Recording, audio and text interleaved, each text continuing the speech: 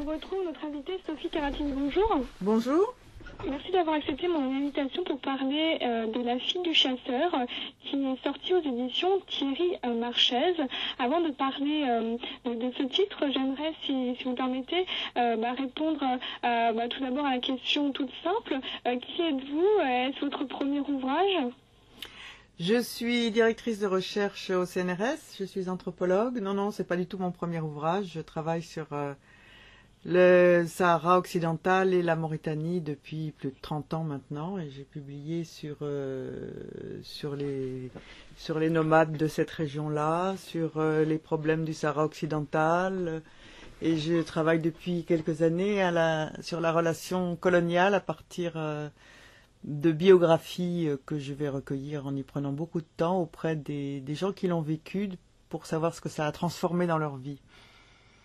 Alors, la fille du chasseur vient de paraître aux éditions Thierry Marchais, et c'est une incroyable histoire que ce texte, car il y est question du destin d'une jeune fille morte, née dans une tribu de chasseurs-cueilleurs en Mauritanie à la fin des années 30. Alors, on va suivre, grâce à votre plume, son histoire, sa vie.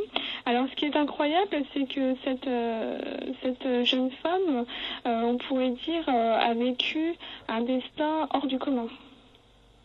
Hors du commun, je ne sais pas, vous savez, parce que quand on voyage beaucoup dans ces pays-là, on s'aperçoit que les destins des individus sont tous un peu hors du commun, si le commun, c'est notre référence à nous. Oui, effectivement. Alors ici, ce personnage, c'est Mariem. Alors Mariem, on va donc la suivre. Alors la Mauritanie, c'est un pays à la fois proche et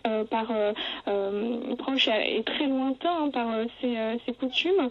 C'est un pays dont on parle beaucoup actuellement parce qu'il y a notamment des otages français, et grâce à vous, on découvre un autre pan de ce pays, un pays où la population, où les coutumes, où il y a une telle richesse culturelle qui est là mis de côté par les faits d'actualité.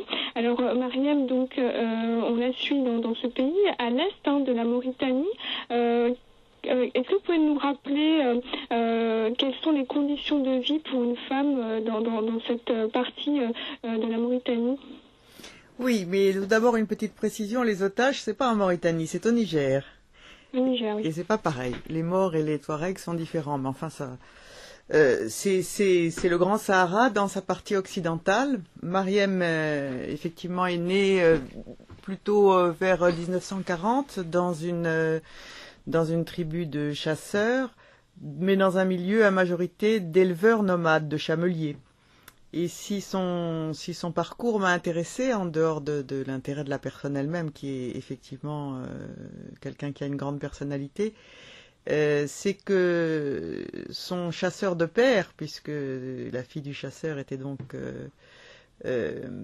originaire des chasseurs par son père et des éleveurs par sa mère, son chasseur de père s'est engagé dans l'armée française. Or, ma quête sur la relation coloniale, telle qu'elle s'est déroulée dans ces pays de grands nomades, est orientée vers les groupes méharistes, puisque finalement la colonisation de ces populations, c'était essentiellement des jeunes militaires qui l'ont accompli, avec des tirailleurs sénégalais et des goumiers morts, c'est-à-dire des guerriers qui étaient des supplétifs, et ils parcouraient des milliers de kilomètres pour contrôler un peu les territoires.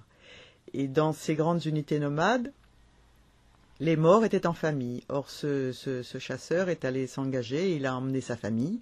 Donc cette petite fille qui avait 5 ans à l'époque, 4 ou 5 ans, qui avait donc été élevée chez les chasseurs avec sa grand-mère jusqu'à cet âge-là, et qui ensuite a eu ce parcours de jeune fille mort, mais fille de goumier, à l'intérieur d'une unité militaire française, qui contrôlait le pays à l'époque.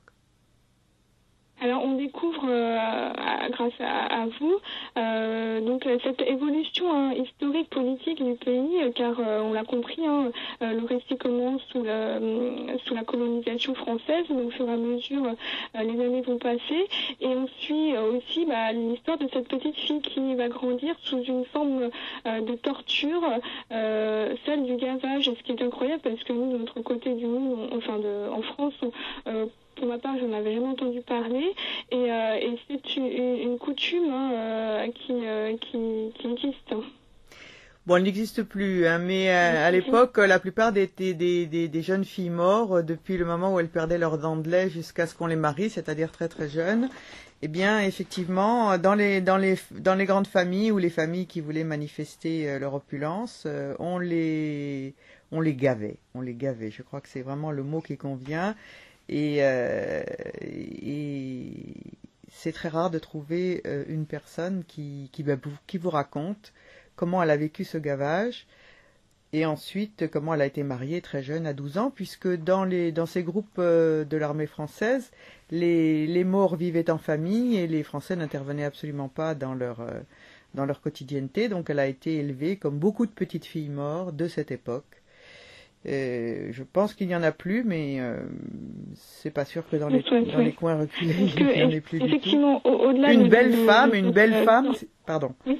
Allez-y, je vous écoute. Une belle femme dans les critères morts, c'était une grosse femme. On dit même elle était si belle que son chameau ne pouvait pas la soulever. Il y a aussi cette couverture qui est un portrait de. C'est une photo d'elle, oui, c'est une photo d'elle. Maintenant, elle a plus de 70 ans. C'est une photo d'elle quand elle avait une vingtaine d'années.